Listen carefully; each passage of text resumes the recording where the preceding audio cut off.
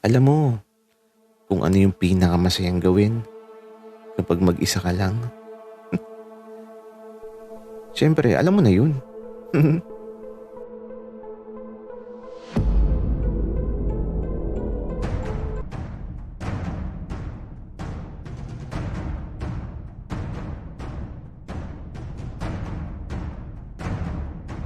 Kaibigan, huwag mong kalimutan mag-subscribe sa aming channel at huwag din kalimutan i-click ang notification bell at subscribe button. Subscribe na!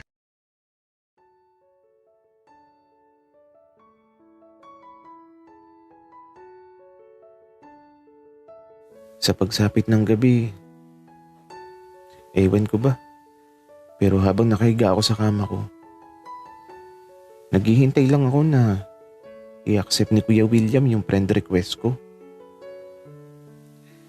Kaya lang, wala eh. Hanggang sa nakakatulog na lang ako at nung magising ako, wala pa din talaga. Kaya ito, pagbangon ko, diretso naligo na ako kagad kasi pupuntahan ko na si Dave. At eto, nagbihis na ako tapos nag-baby cologne na ako para may baby. Kaya lang, huling gamit na pala. Ubus na. Kailangan ko nang bumili ulit ng baby cologne. Kasi gusto ni Kuya William na amoy baby ako. Kaya naman, bago ko umalis, eto, hinanap ko muna si Papa. At ayun siya, nasa labas. Nagkukumpuni ng motor niya. Papa, aalis na ako. Sige anak. Pero babalik ka pa? Siyempre naman Papa. Dito ako nakatira eh. Sinisigurado ko lang anak. Sige na, alis na. Papa, pengi akong pera. Bibili ako ng baby cologne. At eto, ngumiti lang si Papa na hindi na nagtanong kung bakit. Kasi alam niya na yun. Alam niyang mahilig ako sa baby cologne. Anak, buti na lang at lalaki ka. Kasi kung babae ka, nako, hindi ka talaga makakalabas ng bahay. Papa naman eh. Sige na, alis na ako. Magkikita na naman kayo ng shota mo, anak. Best friend ko lang yung Papa. Sige na po, alis na ako. Okay, sige. Wiga ni Papa. Kaya eto, naglalakad na ako patungo sa bahay nila Dave. Medyo malayo yung bahay nila pero okay lang. Kahit medyo mainit ang panahon. Malakas naman ang hangin sa labas. Tapos, napakalamig. Ang sarap ng panahon kapag magpapasko. Ang lamig. Parang ang sarap tuloy ng may kayakap. Kaya naman, nung makarating na ako sa bahay nila Dave, diretso pasok na ako sa loob at eto. Nakita ko na kagad si Dave. Nasa silid siya na mahimbing pang natutulog. Kaya eto, nilapitan ko siya at hinila ko yung titi niya na matigas. Dave, gising na. Tanghali na. Maki, aray ko. Huwag mong hilahin, baka labasan ako. Gagi. Bangon na dyan, Dave. Nasaan pala yung kuya mo? Nasa bukid. Sumama kay tatay at nanay. Gusto daw kasing makita yung bukid namin eh. Ganun ba, Dave? Bakit di ka sumama? Naantok pa ako eh. Bakit ba ang aga mo? Dave, tanghali na ha. 8 a.m. na. Maki, maaga pa yan ha. Total, andito ka na din naman sa kwarto ko. Tulungan mo ako maglinis. Ang kalat kasi dito. Sige.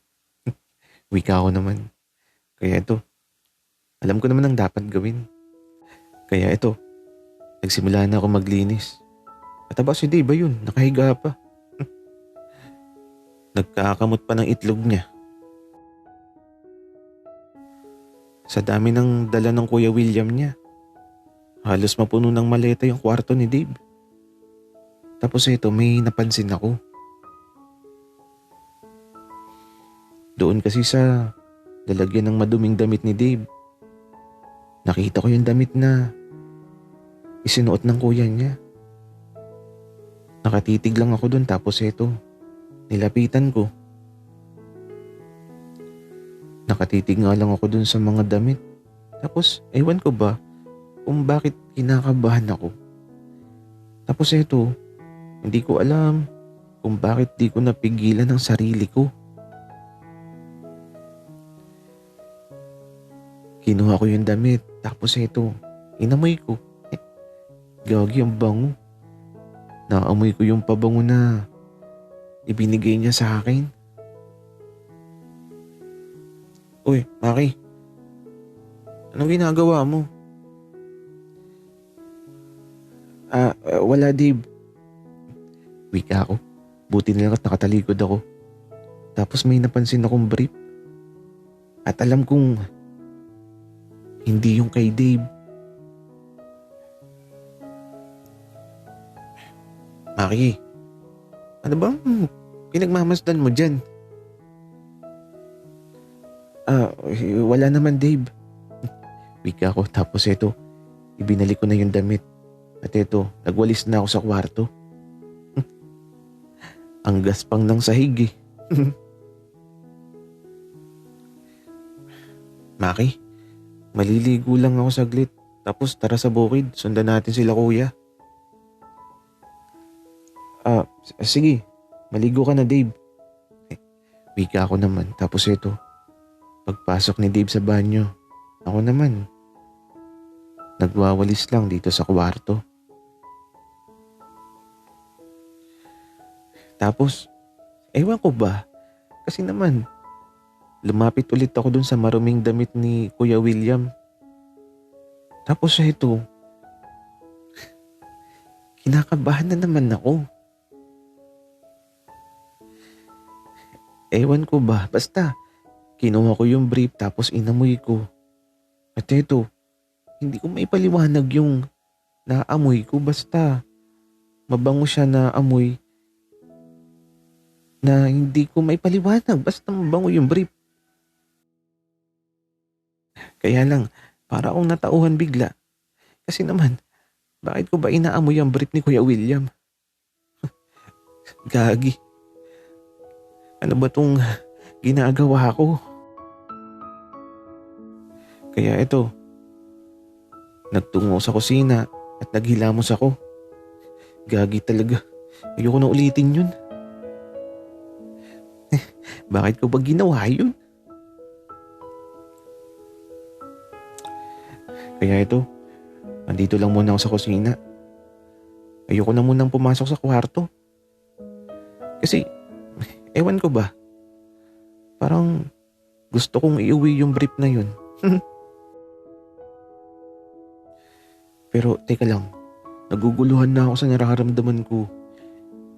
Hindi ko na maunawaan yung mga bagay na ginagawa ko. At eto, lumabas na si Dave sa banyo na, aba, akala mo'y bata. Kasi naman, walang kahit anong suot. Dave, baka may makakita sa'yo. Maki, hayaan mo silang maglaway. Sira ka talaga, Dave. Magbihis ka na nga.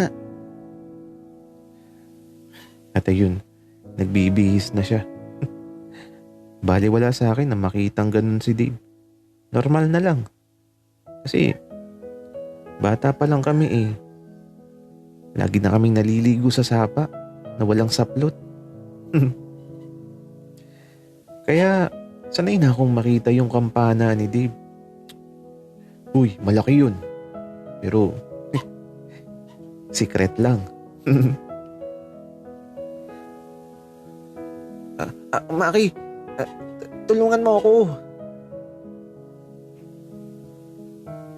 Ha? Bakit? Bika ako. Tapos ito, diretso ako sa kwarto. Kung saan parang may nangyari kay Dave.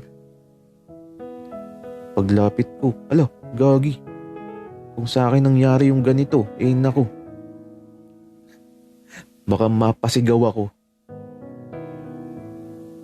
Maki, ang sakit. Naipit ng zipper yung balat.